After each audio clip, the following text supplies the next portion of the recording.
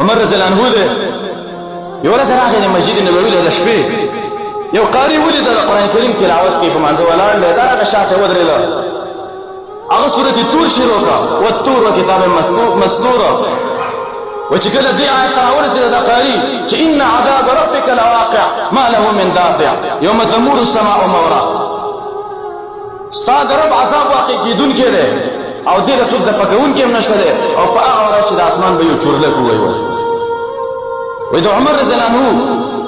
د جړا یوه چغه د خولې نه ووتله او راپرېوته ویلې چې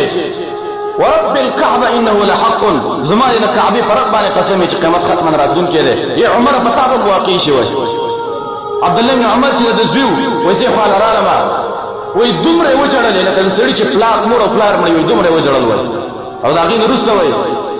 ما کور ته بوته فمرض شهرا د یوې میاشتې په اندازه باندې عمر رضی الله عنه په کور کې مریض شو پرېوته